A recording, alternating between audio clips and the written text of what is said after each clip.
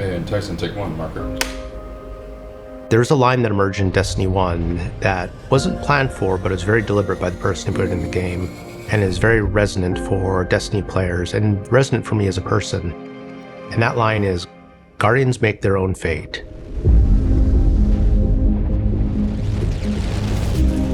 That still gives me goosebumps. For me, that has sort of become a touch point for the Destiny story. Again and again, external forces come and try to impose a fate upon you and humanity. And again, you show them that they can't do that. We make our own fate.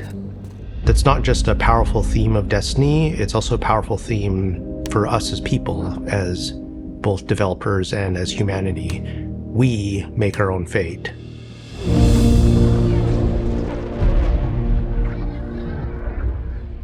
When you're talking about 10 years of story, there's a lot of stuff crammed in there, and there's a lot of things that we could do and could talk about.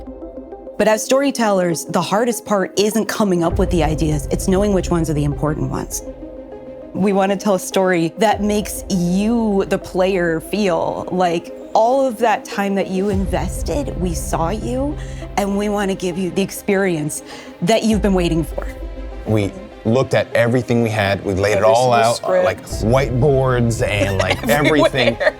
We were trying to look for a theme that felt resonant, not just for this story, but for Destiny as a whole. And the theme that we kept coming back to was purpose and fate. And that's what this story is about, not just for ourselves as the player, but also for our characters. I used to think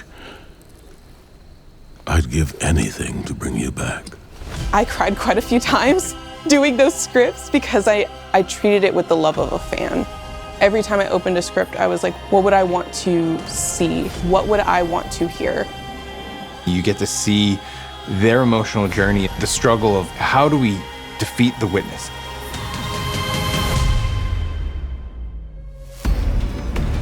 Let us bring an end to your futile exertions. The Witness sees itself as the one true God. So it's come to the Traveler because it needs the power of the Traveler's light to finish this vision.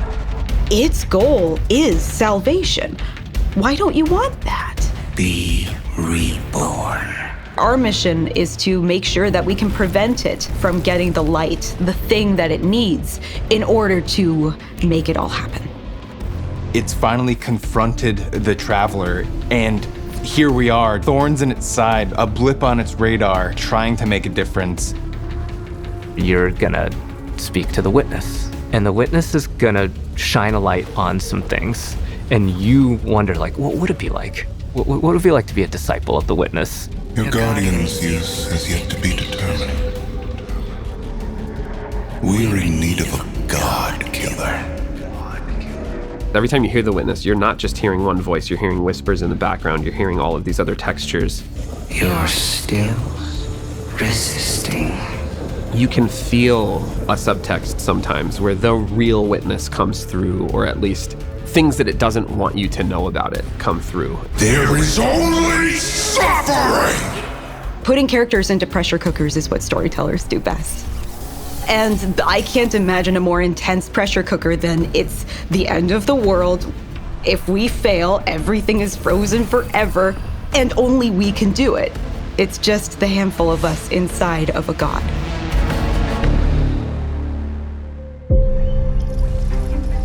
There were a couple of themes that we had when we started on the Bill Hard. The two main ones that I remember were surreal and shattered to spire.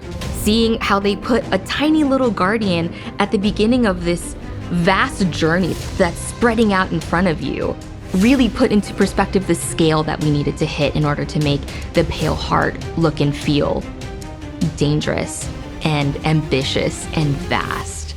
When we were thinking of surreal things, it was a bit of a challenge, because how do you make something surreal? For me, is putting familiar things out of context. What is the thing when you turn the corner that you are not expecting? So that's when we play with scale, we play with unexpected things, repetition, There's this awesome piece of concept art that is like this massive ghost in the horizon, and you just like go over there and it's just like broken down in the middle, and it's just weird in a way that is unsettling, but at the same time feels very visceral. Another one that we used was body parts, and it sounds a bit strange because we didn't want to do body horror. So I was taking screenshots from the game and just trying to find silhouettes and things that would look surreal. And I started replacing all the trees with hands. So all the limbs were made out of fingers coming out and eyes were on the floor.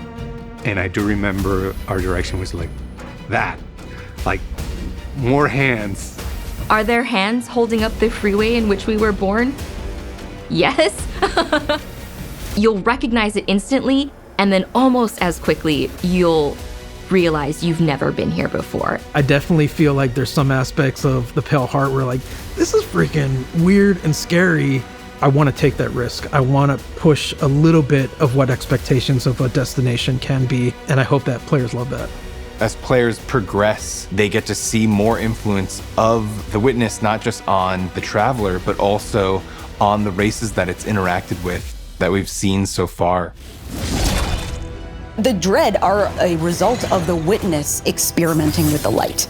So while it's inside the Pale Heart, it's able to access the light as it's trying to siphon it. It is using that light to create and alter new and different combatants. And so we've encountered some of these members before. Now we have a name for them. The new Dread units. They're using a new language, collaborating with narrative.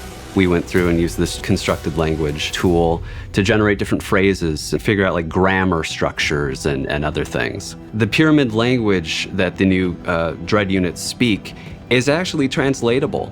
So players, if they're really interested in figuring out what the pyramid units are saying, could decipher these. Kos yen itget, baktoku vakad. The Husks are an interesting addition to Destiny because we've never fought anything like them before. We talked about, oh yeah, they need some big weapons. Like, it needs to look like this thing is serious business. They wanted a bit of a secondary unit on it, so like a 2-in-1. As the sketches were progressing, we were kind of like, oh, this feels like it's sentient. And we just loved the idea. We had all these different sound effects in our library of water bladders that make some really cool sounds when they're shaken. We used some sounds of slapping jello too. So that was kind of the foundation for the Husk. We have all these real physical sounds that come together and feels like an alien moving around in the stomach of this thing. The collaboration between the different disciplines and the trust we have for each other. At the end, it comes out better than anybody could have made individually.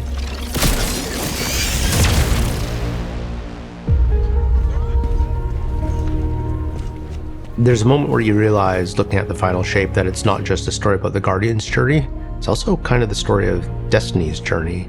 It starts in a place of uncertainty and challenge, and then it changes and evolves, and it proceeds forward into the unknown. And as you get closer to the final shape, those two experiences converge. We know where we're going, we know where we're aiming for. I feel very confident about the love and the work and the thoughtfulness that everyone working on this release put into it. And I think it's inevitable that when people start going in and experiencing all these different things that make up this expansion, I think they're gonna see it. I won't lose another soldier in this war.